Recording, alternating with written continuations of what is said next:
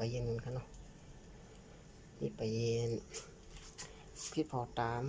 มะเขือแล้วให้ทั้งมีผักชีกันเนาะผักชีกันเนาะมะเขือสลัดพริกถั่วเน่าตามเนาะน้ำมันใส่นี่ผงขมิ้นใส่แล้วก็คนเอาให้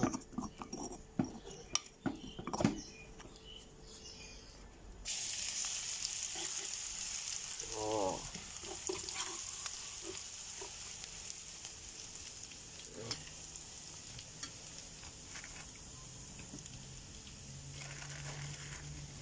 พอสุกแล้วใส่พริกถั่วเน่าแห้งโจ้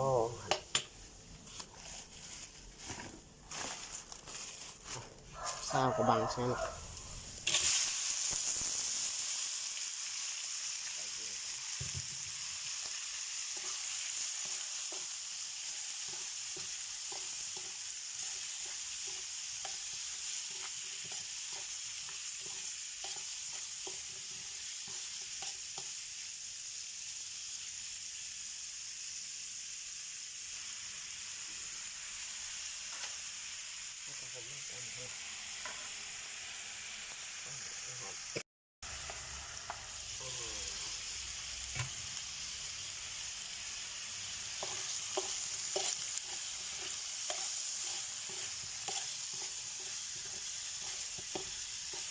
หอมน้ำพริกถั่วเน่าครับ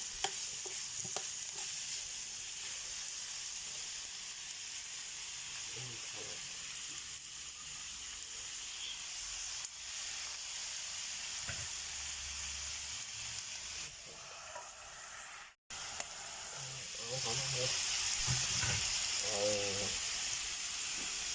มาสลับกันให้คือ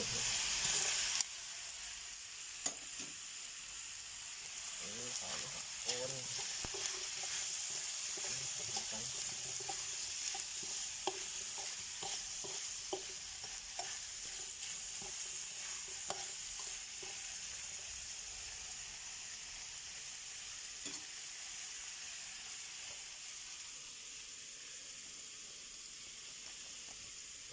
ใส่เกลือเขาเนาะใส่เกลือข้าวนะครับหวาน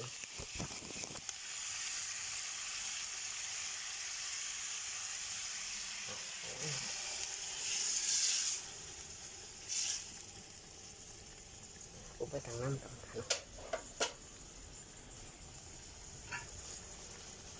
หอมมากก็ไม่มาตัวอย่างค่ะเนาะหายหอมค่ะนะโอ้เด็ดบ้าๆปะครับ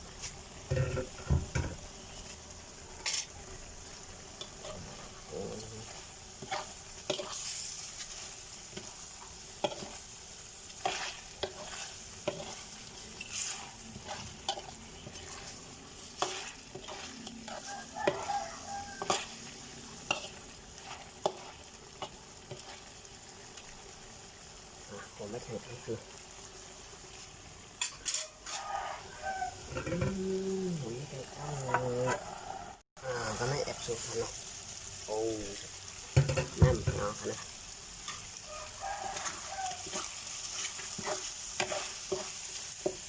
ใส่ผักกัน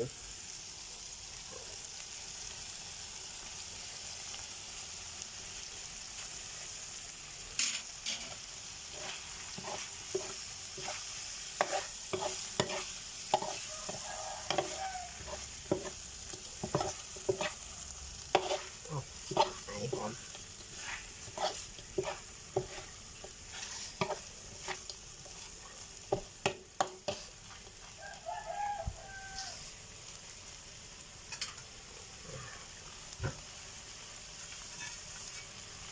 ผมไม่ทันก็เหนียวก็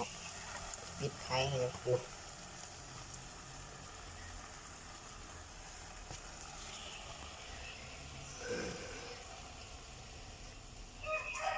โอเคเรียบร้อยกำนี้มาตักใส่ถ้วยครับ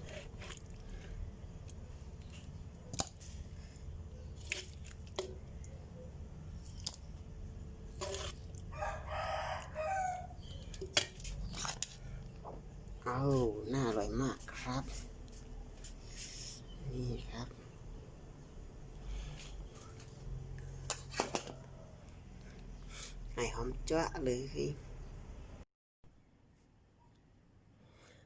ไม่ชงคะสวัสดีครับกำลังมากินข้าวกันนะครับปลาเย็นเนาะครับปลาไหลครับ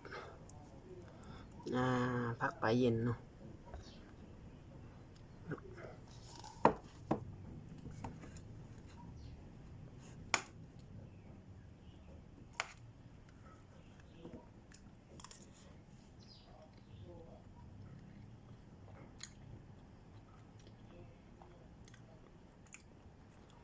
อร่อยครับอร่อยมาก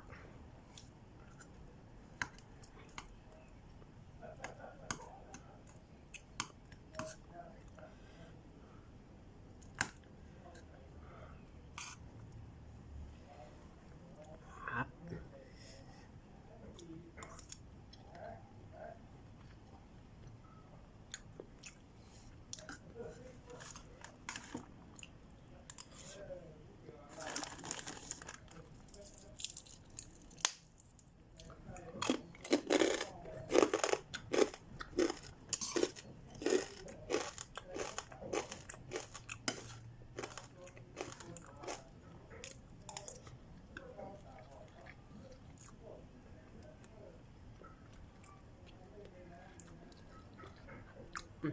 ปลาเย็นเนื้อหนักมากครับ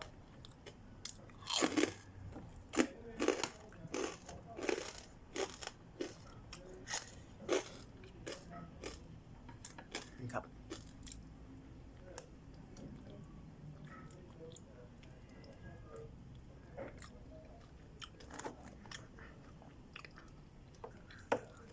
อะไรครับ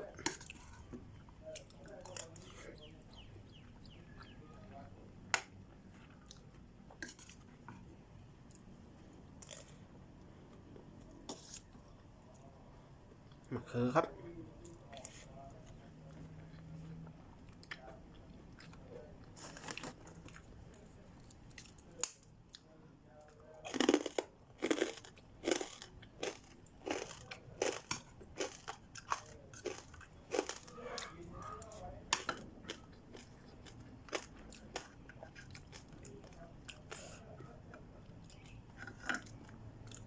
ครับคลิปนี้ก็ขอลาไปก่อนนะครับสวัสดีปีใหม่ครับ